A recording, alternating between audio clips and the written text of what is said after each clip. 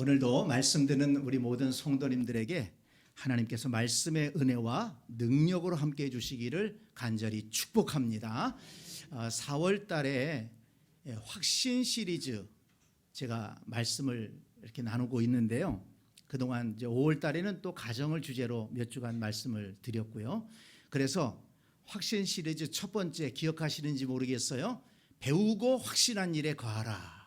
그리고 그 다음 주에는 창조주 하나님을 확신하라. 오늘 세 번째 확신 시리즈 말씀입니다. 오늘은 아버지 하나님을 확신하라. 우리가 신앙생활할 때 하나님을 믿되 아버지 하나님을 붙들고 의지하고 신앙생활해야 한다는 것입니다. 히브리서 11장 6절에 보니까 믿음이 없이는 하나님을 기쁘시게 할 수 없나니 하나님께 나아가는 자는 반드시 그가 계신 것과 또한 그가 자기를 찾는 자들에게 상 주시는 이심을 믿어야 할지니라 말씀했습니다. 자, 여러분, 하나님께 나아가는 자는 어떤 자세로 나아가야 한다고 말씀합니까? 하나님께서 계신 것과 또 자기를 찾는 자들에게 상 주시는 이심을 믿어야 할지니라. 저와 여러분들 모두에게 이 믿음이 충만할 수 있기를 간절히 축복합니다. 그런데 신구약 성경을 보니까 하나님을 아버지라고 강조해서 부르는 말씀이 아주 많이 나오는 것을 볼 수가 있습니다. 이사야 63장 16절에 보니까 여호와여 주는 우리 아버지시라 이렇게 고백했습니다. 또 예수님은 항상 하나님을 아버지라고 불렀습니다. 마태복음 5장 48절을 보니까 그러므로 하늘에 계신 너희 아버지의 온전하심과 같이 너희도 온전하라. 마태복음 6장 6절 너는 기도할 때 내 골방에 들어가 문을 닫고 은밀한 중에 계신 내 아버지께 기도하라. 은밀한 중에 보시는 내 아버지께서 갚으시리라. 그래서 사도들도 예수님처럼 하나님을 아버지라고 부르기를 즐겨했습니다. 갈라디아서 1장 1절을 보니까 바울은 자기를 소개하면서 오직 예수 그리스도와 그를 죽은 자 가운데서 살리신 하나님 아버지로 말미암아 사도된 나 바울 자신이 사도된 것이 누구 때문이라고요? 하나님 아버지로 말미암았다. 갈라디아서 1장 3절에 보니까 우리 하나님 아버지와 주 예수 그리스도로부터 은혜와 평강이 있을지어다. 에베소서 5장 20절에 범사에 우리 주 예수 그리스도의 이름으로 항상 하나님 아버지께 감사하며 라고 했습니다. 그러니까 구약의 선지자들이나 또 예수님도 사도들도 초대교회 성도들도 하나님을 믿고 예배하되 아버지 하나님으로 믿고 예배했다는 것입니다. 여러분, 하나님을 왜 아버지라고 불렀을까요? 아버지 하면 상당히 인간적인 단어가 아닙니까? 저도 아버지이고 또 우리 가운데 아버지들이 많이 계십니다. 그런데 전능하신 하나님이 우리 아버지가 되신다는 거예요. 이것은 아버지라는 이미지를 통해서 하나님은 어떤 분이신가를 우리에게 가르쳐 주고자 하신 것입니다. 물론 아버지에 대한 기억이 없는 분들도 계실 거예요.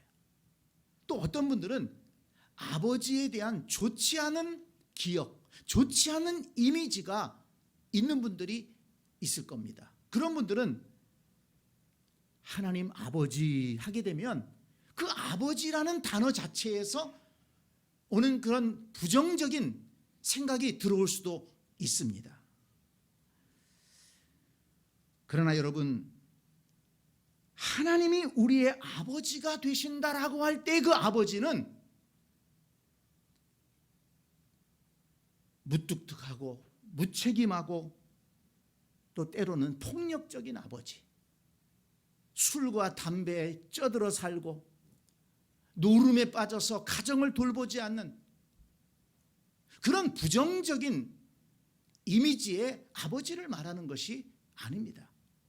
하나님께서 본래 아버지라는 존재를 만드실 때에는 그런 존재로 만든 게 아니에요. 그것은 왜곡된 아버지 상입니다. 하나님께서 아버지라는 존재를 이 땅에 있게 하실 때에는 생각이 깊고 따뜻하고 가정과 자녀들을 책임지는 아버지로 그렇게 준비하셨다는 것입니다.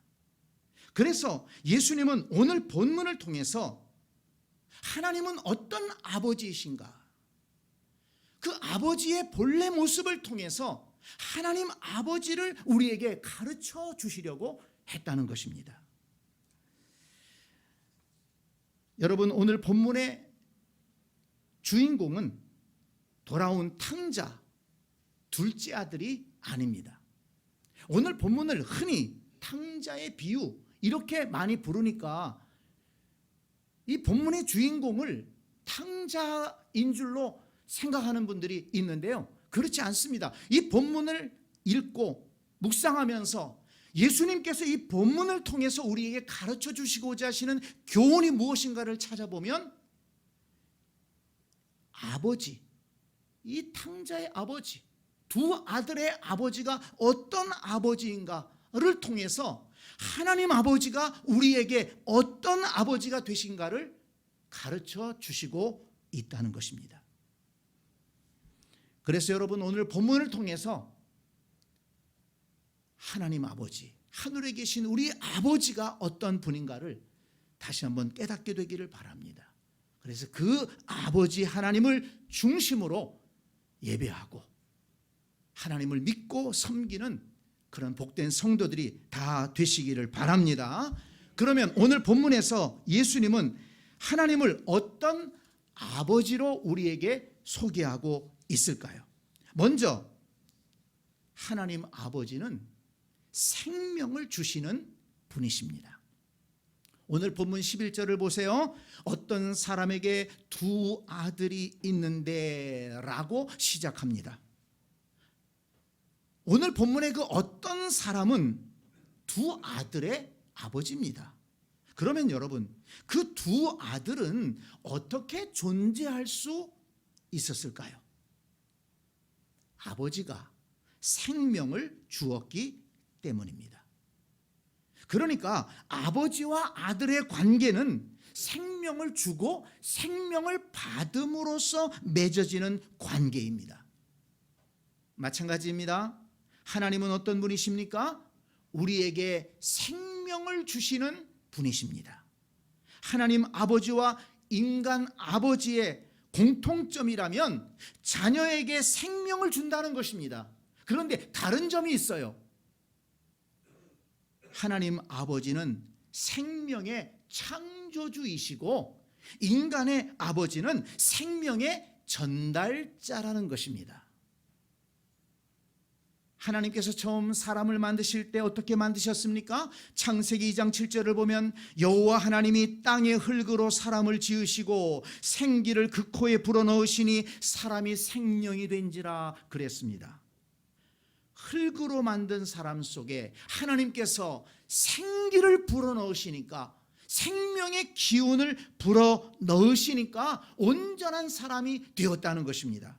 그래서 이사야 64장 8절은 고백합니다. 그러나 여호와여, 이제 주는 우리 아버지시니이다. 우리는 진흙이요 주는 토기장이시니 우리는 다 주의 손으로 지으신 것이니이다.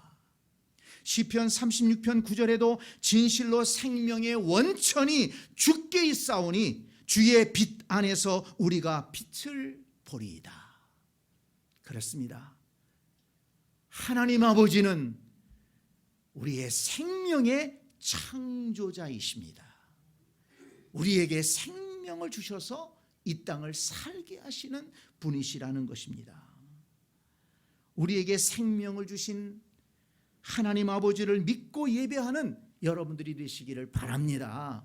그런데 여러분, 하나님께서 우리에게 생명을 주신다고 할 때 우리가 놓치지 말아야 될 한 가지가 또 있습니다. 그것은 하나님 아버지는 육신의 생명을 주실 뿐만 아니라 믿는 자들에게 영원한 생명을 주신다는 것입니다. 우리 인간은 죄와 허물로 영원히 죽을 수밖에 없는 상태였습니다. 그러나 생명의 창조주이신 하나님께서 죄와 허물을 씻고 영생을 얻을 수 있는 길을 열어주시고자 독생자 예수 그리스도를 이 땅에 보내주셨습니다. 요한복음 3장 16절, 하나님이 세상을 이처럼 사랑하사 독생자를 주셨으니 이는 저를 믿는 자마다 멸망하지 않고 영생을 얻게 하려 하심이라. 우리의 육체의 생명을 주신 하나님께서 우리의 영혼도 영원한 생명을 얻게 하시려고, 우리에게 또한 영원한 생명을 회복시켜 주시려고 독생자 예수 그리스도를 이 땅에 보내주셨다는 것입니다. 요한일서 4장 9절을 보니까 하나님의 사랑이 우리에게 이렇게 나타난 바 되었으니 하나님이 자기의 독생자를 세상에 보내심은 그로 말미암아 우리를 살리려 하심이라. 성도 여러분, 이 말씀을 믿으시기를 바랍니다. 그를 믿는 자마다 영생을 얻게 하려 하심이라. 그로 말미암아 우리를 살리려 하심이라.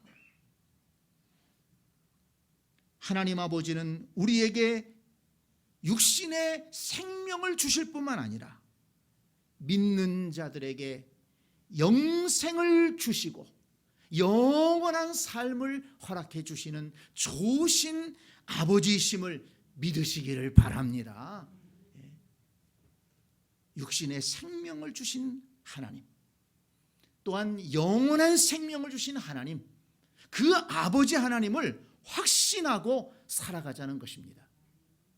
두 번째로, 하나님 아버지는 자녀들의 필요를 채워주십니다. 오늘 본문 12절을 보세요. 그 둘째가 아버지에게 말하되 아버지여 재산 중에서 내게 돌아올 분깃을 내게 주소서 하는지라. 아버지가 그 살림을 각각 나누어 주었더니, 아버지가 그 살림을 각각 나누어 주었더니 라고 했습니다. 그렇습니다. 아버지는 어떤 사람입니까? 예로부터 일반적으로 가정 경제를 책임지는 사람입니다. 가족들의 필요를 채워줄 책임이 아버지들에게 있습니다. 그래서 옛날 수렵 시대에는 아버지들이 산과 들로 나가서 짐승들을 잡아다가 식구들을 먹이고 또 입혔습니다. 농경 시대에는 아버지들이 논밭에 나가서 열심히 농사를 져서 식구들의 먹을 것을, 살아갈 것을 책임졌습니다. 그리고 현대의 상공업 시대에는 아버지들이 회사나 공장에 나가 일을 하고 월급을 받아서 식구들을 책임졌습니다. 마찬가지로 하나님 아버지라고 하면 우리에게 생명을 주실 뿐만 아니라 우리의 필요를 공급해 주시고 우리의 삶을 도와주시는 아버지시라는 말씀입니다. 마태복음 6장 8절은 말씀합니다. 구하기 전에 너희에게 있어야 할 것을 하나님 너희 아버지께서 아시느니라. 그렇죠. 우리 인간의 아버지들도 자식들이 뭐가 필요한지를 알고 있어요. 얘기하지 않아도 알고 있어요. 그게 아버지죠. 하나님 아버지께서도 우리에게 무엇이 필요한지를 알고 계신다는 것입니다. 마태복음 6장 26절에 보니까 공중의 새를 보라, 심지도 않고 거두지도 않고 창고에 모아 들이지도 아니하되 너희 하늘 아버지께서 기르시나니 너희는 이것들보다 귀하지 아니하냐. 하늘 아버지께서 공중의 새를 먹이시고 들의 풀들을 입히신다는 거예요. 그런데 너희들은 더 소중하지 않느냐? 그러니 하늘 아버지께서 너희들의 삶을 책임지실 것이다 말씀하신 것입니다. 마태복음 7장 11절에 보니까 너희가 악한 자라도 좋은 것으로 자식에게 줄 알거든 하물며 하늘에 계신 너희 아버지께서 구하는 자에게 좋은 것으로 주시지 않겠느냐.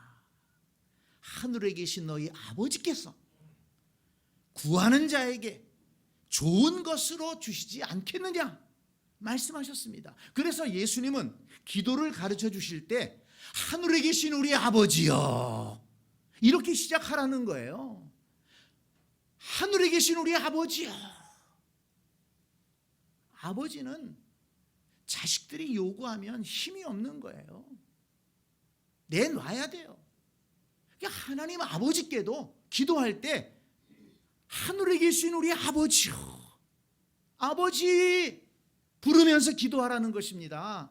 그리고 일용할 양식을 주시며 일용할 양식을 주시옵고 하나님 앞에 필요한 것을 간구하라는 것입니다.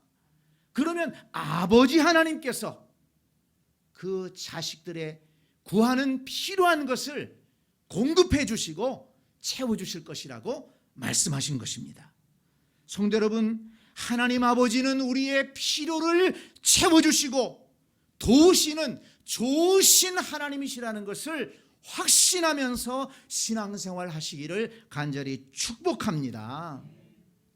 세 번째로 오늘 본문에 보면 하나님 아버지는 끝까지 책임져 주시는 분이시다. 이것을 알 수가 있습니다. 오늘 본문 20절 말씀을 보세요. 이에 일어나서 아버지께로 돌아가니라. 아직도 거리가 먼데 아버지가 그를 보고 측은히 여겨 달려가 목을 안고 입을 맞추니라고 했습니다. 여러분, 이 장면이 어떤 장면인지 아실 겁니다. 이 둘째 아들이 아버지가 아직 돌아가시지도 않았는데 미리 재산 좀 달라고 하더니 그 재산 다 챙겨가지고 먼 나라로 가서 뭐 사업을 좀 한다 싶고 그러더니 화랑방탕하게 그 재산 다 날려먹었습니다. 그리고 먹고 살 길이 없으니까 남의 집에 붙어 사는데 그 주인이 들에 나가서 돼지를 치라고 그랬어요. 양도업을 하라고 그런 게 아니고 그 유대에 있어서는 돼지를 치는 것은 가장 그 낮은 천민들이 하는 그런 직업입니다. 돼지를 치는데 먹을 게 없는 거예요. 그래서 돼지 먹으라고 주는 돼지 먹이를 좀 뺏어 먹으려고 그러는데 그것도 부족한 거예요. 너무 배가 고파요. 내가 여기 있다 굶어 죽게 생겼구나. 근데 생각해 보니까 아니 우리 아버지 집에는 먹을 것도 많고 좋은 것이 있는데 근데 아버지 집에 돌아갈 수가 있나요? 후회하고 그렇지만 아니다. 내가 이렇게 굶어 죽을 수는 없다. 아버지께로 한번 돌아가자. 아버지께서 나를 받아주시면은 내가 살 수 있을 것 같다. 이 아들이 아버지께로 돌아오는 겁니다. 거짓골을 하고 돼지를 치면서 돼지 먹는 것을 뺏어 먹었으니 그 꼴이 어떻겠습니까? 그런데 그 아버지가 어떻게 하고 있습니까? 아들이 나갈 때부터 그 아들을 기다리는 거예요. 동네 오기를 바라보면서 혹시라도 이 아들이 돌아오지 않는가 기다리는 겁니다. 그런데 어느 날 해가 뉘엿뉘엿 지어가는데 저기서 거짓골을 하는 한 사람이 오는 거예요.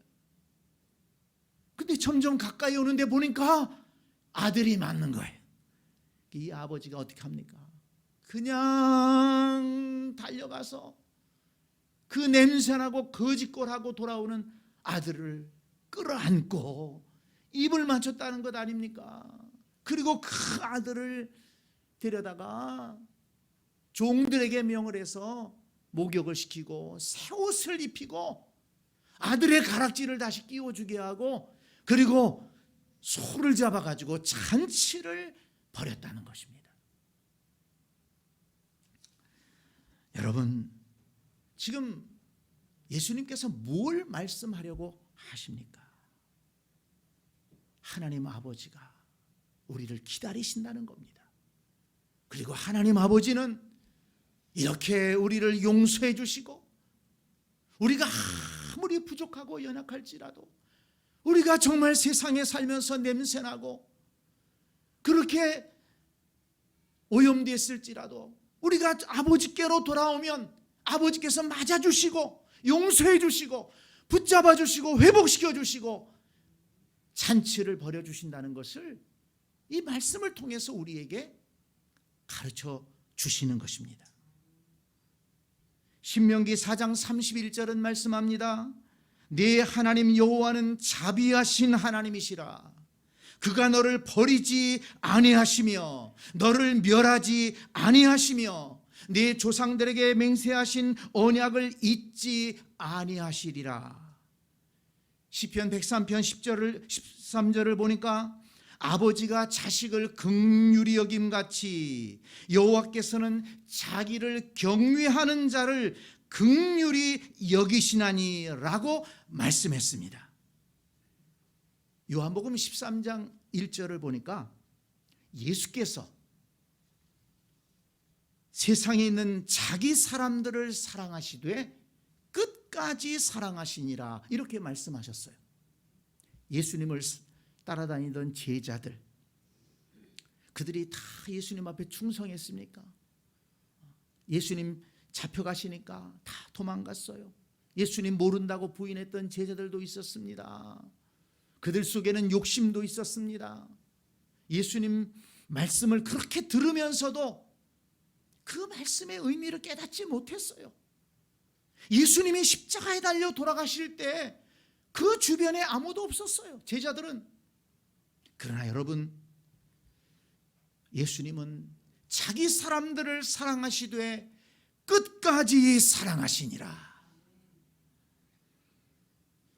그뿐 아닙니다. 마태복음 28장 20절을 보니까 예수님은 하늘로 승천하시기 전에 제자들에게 약속하셨습니다. 볼지어다 내가 세상 끝날까지 너희와 항상 함께 있으리라 하시니라. 예수님이 뭘 약속하셨습니까? 세상 끝날까지 너희와 항상 함께 있으리라. 여러분, 이 말씀을 믿으시기를 바랍니다. 그래서 예수님은 하나님 아버지와 함께 그 약속을 끝까지 지키실 것입니다. 베드로전서 1장 3절 4절에 보니까 이렇게 약속하고 있습니다. 우리 주 예수 그리스도의 아버지 하나님을 찬송하리로다. 왜요? 그 많으신 긍휼대로 예수 그리스도를 죽은 자 가운데서 부활하게 하심으로 말미암아 우리를 거듭나게 하사 산 소망이 있게 하시며 썩지 않고 더럽지 않고 쇠하지 아니하는 유업을 잊게 하시나니 곧 너희를 위하여 하늘에 간직하신 것이라. 아멘.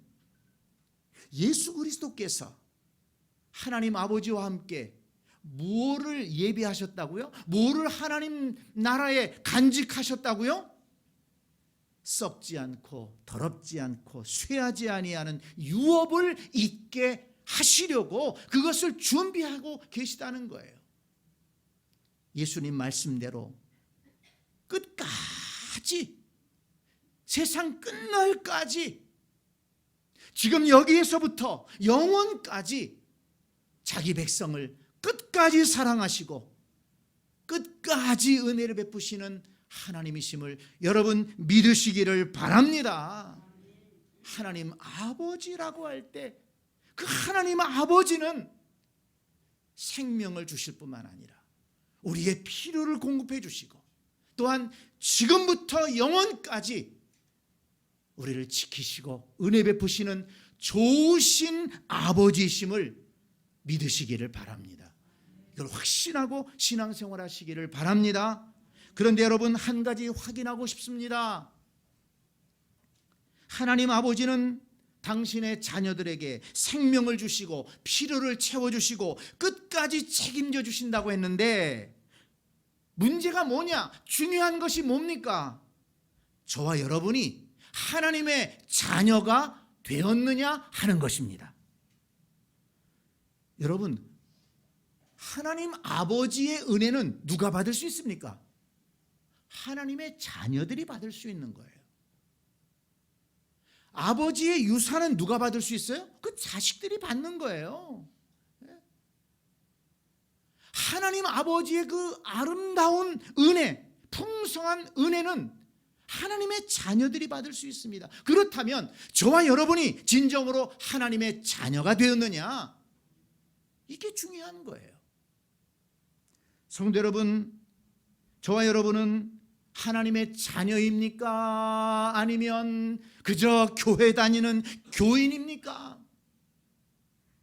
진지하게 생각해 보시기를 바랍니다. 오늘 함께 예배하는 여러분 모두가 교인이 아니라 하나님의 자녀로 신앙생활할 수 있기를 바랍니다. 오늘 예배하는 성도님들뿐만 아니라 여러분의 가정의 가족들, 자녀들